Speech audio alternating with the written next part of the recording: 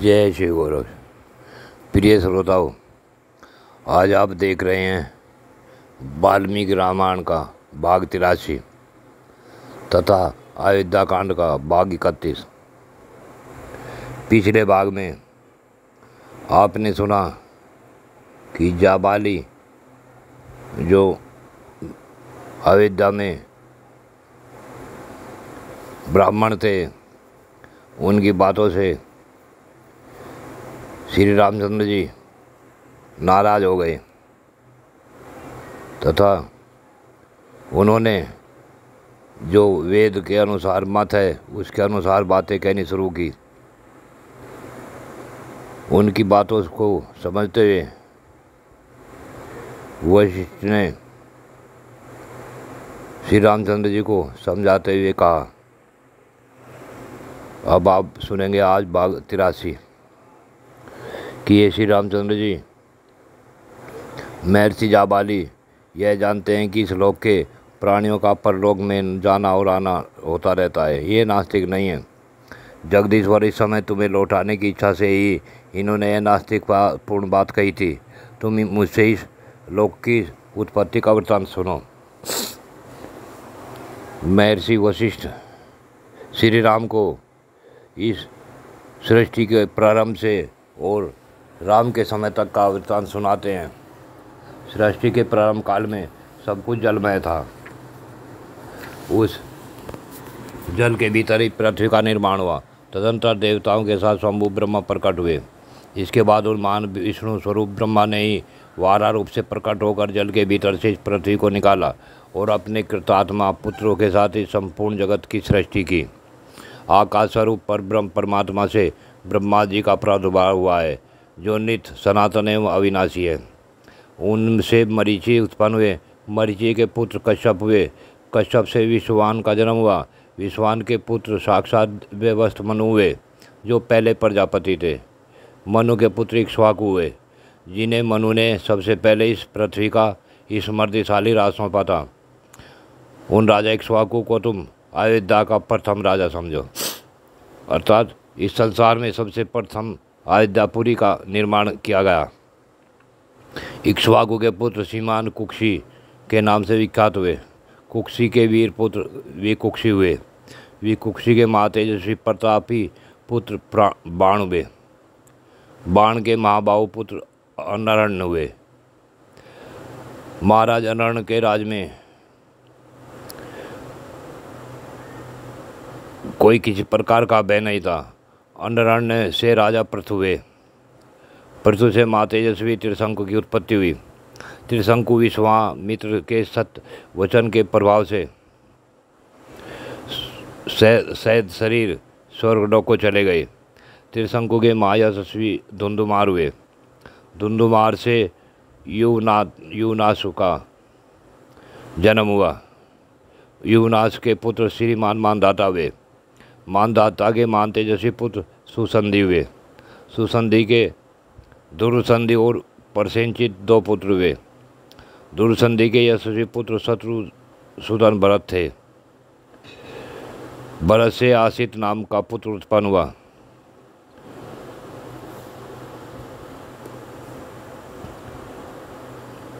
जिनसे शत्रुभूत प्रतिपक्षी राजा ये है तारजंग और सूर शशविंदु उत्पन्न हुए।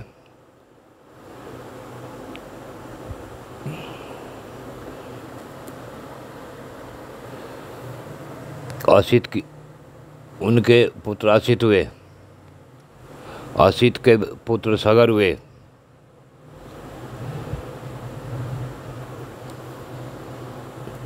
सगर के पुत्र असमंजस हुए। असमंजस के पुत्र अंशुमान हुए। अंशुमान के पुत्र दिलीप और दिलीप के पुत्र भगीरथ हुए। भगीरथ के ककुस्थ का जन्म हुआ, जिनसे उनके वंश वाले काकुस्थ कहलाते हैं। काकुस्थ के पुत्र रघु हुए, जिससे उस वंश के लोग राघव कहलाए। रघु के तेजस्वी पुत्र कलमासपाद हुए। कलमास के पुत्र संकण हुए।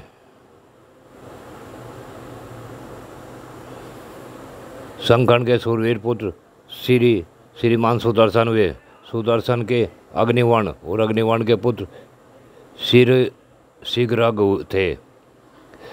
शीघ्रग के पुत्र मरु के पुत्र पशुसुरु तथा पशुसुरु के महाबुद्धिमान पुत्र अम्बरीश हुए। अम्बरीश के पुत्र नहुस थे। नहुस के पुत्र नाभाग हुए। नाभाग के दो पुत्र हुए, आज और सुवत। आज के धर्मात्मा पुत्र राजा दशरथ थे। दशरथ के ज्येष्ठ पुत्र तुम हो, जिसकी श्री राम के नाम से प्रसिद्ध है। नरेश्वर, यह अयोध्या का राज तुम्हारा है, इसे ग्रहण करो और इसकी देखभाल करते रहो। महाराज यशस्वी श्री राम रघुवंशियों का जो अपना सनातन कुल धर्म है, उसको आज तुम नष्ट न करो। बहुत से अवान्तर देश वाली तथा प्रचुर रत्न राशि के से संपन्न इस वसुधा का पिता की भांति पालन करो।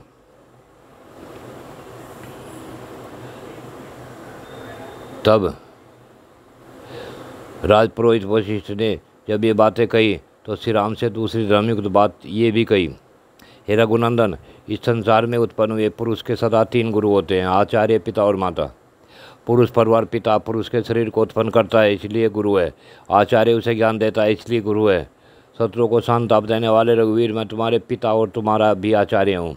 अतः मेरी आज्ञा का पालन करने से तुम सत्पुरुषों के पथ का त्याग करने वाले नहीं समझे जाओगे। तात मैं तुम्हारे सभासद, बंधु बांधव तथा सामंत राजा पधारे हुए हैं, इनके प्रति धर्मानुकूल बर्ताव करने से ही तुम्हारे द्वारा सन्मार्ग का उल्लंघन नहीं होगा। अपनी धर्मपरायण बूढ़ी माता की बात तो तुम्हें कभी टालनी ही नहीं चाहिए। इनकी आज्ञा का पालन करके तुम श्रेष्ठ पुरुषों के आश्रयभूत धर्म का उल्लंघन करने वाले नहीं बन पाओगे।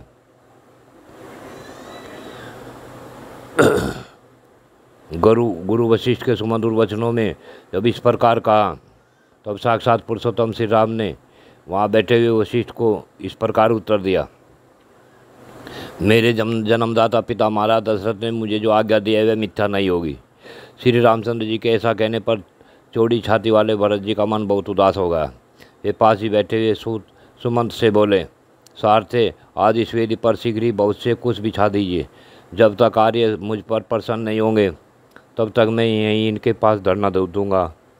जब तक मेरी बात मानकर ये आगे युद्धा को नहीं लौटेंगे तब तक मैं इसी तरह पड़ा रहूँगा। इस अवस्था में देख भरत के मन में बड़ा दुख हुआ और वे स्वामी कुछ की चटाई बिछाकर जमीन पर बैठ गए। तब माँ तेजस्वी राज शिरोमणि श्री राम ने उनसे कहा, तात भरत, मैं तुम्हारी क्या बुराई करता हूँ जो मेरे आगे धरना दोगे। अतः नरश्रेष्ठ रघुनंदन, इस कठोर व्रत का परित्याग करके उठो और यहाँ से शीघ्र ही अयोध्यापुरी को जाओ। यह सुनकर भरत वहाँ बैठे बैठे ही सब और दृष्टि डालकर नगर और जनपद के लोगों से बोले, आप लोग भैया को क्यों नहीं समझाते हैं। तब नगर और जनपद के लोग महात्मा भरत से बोले, हम जानते हैं काकुस्थ श्री रामचंद्र जी के प्रति आप रघुकुल तिलक भरत जी ठीक ही कहते हैं, परंतु ये महाभाग श्री रामचंद्र जी भी पिता की आज्ञा के पालन में लगे हैं, इसलिए यह भी ठीक ही है। अतः हम इन्हें सहसा उस ओर से लौटाने में असमर्थ है।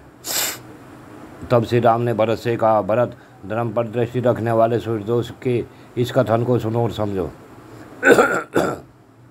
रघुनंदन, मेरी ओर इनकी दोनों बातों को सुनकर उन पर सम्यक रूप से विचार करो। माँ बाप, अब शीघ्र उठो और मेरा और जल का स्पर्श करो। यह सुनकर भरत उठकर खड़े हो गए और श्रीमान राम एवं जल का स्पर्श करके बोले, मेरे सभासद और मंत्री सब लोग सुने, न तो मैंने पिताजी के राज मांगा था, न माता से ही कभी इसके लिए कुछ कहा था। साथ ही परम धर्मक श्री रामचंद्र जी के वनवास में भी मेरी कोई सम्मति नहीं है। फिर भी यदि इनके लिए पिताजी की आज्ञा का पालन करना और वन में रहना अनिवार्य है तो इनके बदले मैं ही 14 वर्षों तक वन में निवास करूँगा। भाई भरत की सतबात से धर्मात्मा जब श्री राम को बड़ा विस्मय हुआ और उन्होंने पूर्ववासी राज निवासी लोगों को देखकर कहा, पिताजी ने अपने जीवन काल में जो वस्तु बेच दी है या धरोहर रख दी अथवा खरीदी है, उसे मैं अथवा भरत कोई भी पलट नहीं सकता। मुझे वनवास के लिए किसी को प्रतिनिधि नहीं बनाना, क्योंकि सामर्थ्य रहते हुए प्रतिनिधि से काम लेना लोक में निंदित है। कि कहीं ने उचित मांग ही प्रस्तुत की थी और मेरे पिताजी ने उसे देकर पुण्य कर्म है ही तो किया है। मैं जानता हूँ भरत बड़े अक्षमाशील और गुरुजनों का सत्कार करने वाले हैं। इन सतप्रतीक महात्मा में सभी प्रकार के गुण मौजूद हैं। 14 वर्षों की अवधि पूरी करके जब मैं वन से लौटूंगा तब अपने इस धर्मशील भाई के साथ इस भूमंडल का श्रेष्ठ राजा होऊंगा। कि कहीं ने राजा से वर मांगा और मैंने उसका पालन स्वीकार कर लिया। अतः भरत, अब तुम मेरा कहना मानकर उस वर के पालन द्वारा अपने पिता महाराज दशरथ के असत के बंधन से मुक्त करो। उन अनुपम तेजस्वी भ्राताओं का वह रोमांचकारी समागम देख वहाँ आए हुए महर्षियों को बड़ा विस्मय हुआ। अंतरिक्ष में दृश्य भाव से खड़े हुए मुनि तथा वहाँ प्रत्यक्ष रूप में बैठे हुए महर्षि उन महान भाग्यशाली कुकुष्ठवंशी बंधुओं की इस प्रकार प्रशंसा करने लगे। ये दोनों राजकुमार सदा श्रेष्ठ धर्म की गाथा और धर्म मार्ग पर ही चलने वाले हैं। उन दोनों की बातचीत सुनकर हमें उसे बारंबार सुनते ही रहने की इच्छा होती है। इतना कहकर जो वहाँ गंधर्वादी महर्षि लोग आए थे वे सब के सब अपने अपने स्थान को लौट गए। भरत का सारा शरीर थर्रा उठा। लड़खड़ाती हुई जुबान से हाथ जोड़कर श्री राम से बोले, ये राघव, श्री राम हमारे कुल धर्म से संबंध रखने वाला जो श्रेष्ठ पुत्र का राजग्रहण और प्रजा पालन रूप धर्म है, उसकी ओर दृष्टि डालकर आप मेरी तथा माता की याचना सफल कीजिए। मैं अकेला इस विशाल राज्य की रक्षा नहीं कर सकता तथा आपके चरणों में अनुराग रखने वाले इस पूर्ववासी तथा जनपदवासी लोगों को भी आपके बिना प्रसन्न नहीं रख सकता। तात तुम्हें जो यह स्वाभाविक विवेकशील बुद्धि प्राप्त हुई है, इस बुद्धि के द्वारा तुम समस्त भूमंडल की रक्षा करने में भी पूर्ण समर्थ हो, सारे संसार की रक्षा कर सकते हो। किंतु मैं पिता की प्रतिज्ञा नहीं तोड़ सकता। तात माता की गई ने कामना से अथवा लोभवश तुम्हारे लिए जो कुछ किया है उसको मन से में न लाना और उसके प्रति सदा वैसा ही बर्ताव करना जैसा अपनी पूजनीय माता के प्रति करना उचित है। फिर भरत इस प्रकार बोले, आर्य, ये 2 स्वर्ण भूषित पादुकाएं आपके चरणों में अर्पित हैं। आप इन पर अपने चरण रखें, यही संपूर्ण जगत के योगक्षेम का निर्वाह करेंगे। तब माते तेजस्वी श्री राम ने उन पादुकाओं पर चढ़कर उन्हें फिर अलग कर दिया और महात्मा भरत को सौंप दिया। उन पादुकाओं को प्रणाम करके भरत ने श्री राम से कहा, वीर रघुनंदन, मैं भी 14 वर्षों तक जटा और सिर धारण करके फल मूल का भोजन करता हुआ आपके आगमन की प्रतीक्षा में नगर से बाहर ही रहूँगा। परंतु अब इतने दिनों तक राज का सारा भार आपकी इन चरण पादुकाओं पर ही रखकर मैं आपकी बाट जोता रहूँगा। हे रघुकुल शिरोमणि, यदि 14वां वर्ष पूर्ण होने पर नूतन वर्ष के प्रथम दिन ही मुझे आपका दर्शन नहीं मिलेगा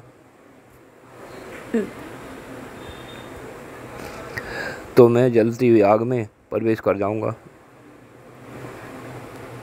तत्पश्चात शत्रुघ्न को भी श्री राम ने छाती से लगाया और यह बात कही, शत्रु हे रघुनंदन, मैं तुम्हें अपनी और सीता की शपथ दिलाकर कहता हूँ कि तुम माता कैकेयी की रक्षा करना, उनके प्रति कभी क्रोध न करना। इतना कहते कहते उनकी आंखों में आंसू उमड़ आए। उन्होंने व्यथित हृदय से भाई शत्रुघ्न को विदा किया।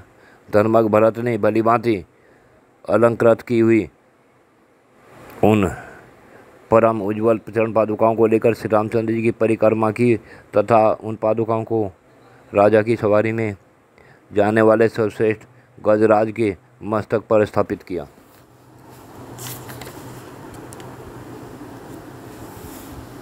श्री राम ने कर्म से वहाँ आए हुए जन समुदाय, गुरु, मंत्री, प्रजा और दोनों भाइयों का यथायोग सत्कार करके उन्हें विदा किया। उस समय कौशल्या आदि सभी माताओं का गला आंसू से रुंध गया था। वे दुख के कारण श्री राम को संबोधित भी न कर सकी। श्री राम भी उन माताओं को प्रणाम करके रोते हुए अपनी कुटिया में चले गए। तदंतर श्री रामचंद्र जी की दोनों चरण पादुकाओं को अपने मस्तक पर रखकर भरत शत्रुघ्न के साथ प्रसन्नतापूर्वक रथ पर जा बैठे।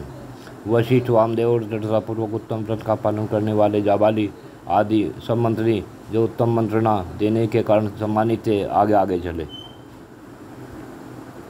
अपने कुल को आनंदित करने वाले पराक्रमी भरत महर्षि भारद्वाज के उस आश्रम पर पहुंचकर रथ से उतर पड़े और उन्होंने मुनि के चरणों में प्रणाम किया। उनके आने से महर्षि भारद्वाज को बड़ी प्रसन्नता हुई और उन्होंने भरत से पूछा, तात क्या तुम्हारा कार्य संपन्न हुआ? क्या श्री राम जी से भेंट हुई? बुद्धिमान भारद्वाज जी के इस प्रकार पूछने पर भरत ने इस प्रकार उत्तर दिया, हे मुने, भगवान श्री राम अपने पराक्रम पर दृढ़ रहने वाले हैं। मैंने उनसे बहुत प्रार्थना की, गुरुजी ने भी अनुरोध किया। तब उन्होंने अत्यंत प्रसन्न होकर गुरुदेव वशिष्ठ जी से इस प्रकार कहा, मैं 14 वर्षों तक वन में रहूं। इसके लिए मेरे पिताजी की जो प्रतिज्ञा कर ली थी, उनकी उस प्रतिज्ञा का ही मैं यथार्थ रूप से पालन करूंगा। उनके ऐसा कहने पर बात के मर्म को समझने वाले माँ ज्ञानी वशिष्ठ जी ने बातचीत करने में कुशल रघुनाथ जी से यह महत्वपूर्ण बात कही, महाप्राज, तुम प्रसन्नतापूर्वक ये स्वर्ण भूषित पादुकाएं अपने प्रतिनिधि के रूप में भरत को दे दो और इन्हीं के द्वारा अयोध्या के योगक्षेम का निर्वाह करो। गुरु वशिष्ठ के ऐसा कहने पर पूर्वाभिमुख खड़े हुए श्री रघुनाथ जी ने अयोध्या के राज का संचालन करने के लिए ये दोनों स्वर्ण पादुकाएं मुझे दे दी। तब भरद्वाज मुनि ने यह परम मंगलमय बात कही, भरत, तुम मनुष्यों में सिंह के समान और तथा शील और सदाचार के ज्ञाताओं में श्रेष्ठ हो। तुम्हारे पिता महाबाहु राजा दशरथ सब प्रकार के ओऋण हो गए और जिनके तुम जैसा धर्मप्रेमी धर्मात्मा पुत्र है। उन महाज्ञानी महर्षि के ऐसा कहने पर भरत ने हाथ जोड़कर उनके चरणों में स्पर्श किया और वे जाने की आज्ञा मांगने लगे। श्रीमान भरत को बारंबार भारद्वाज मुनि की परिक्रमा करके मंत्रियों सहित अयोध्या की ओर चल दिए। प्रिय श्रोताओं, आज की कथा यहीं पूर्ण होती है। आगे कथा अगले भाग में। जय श्री गोरक्ष।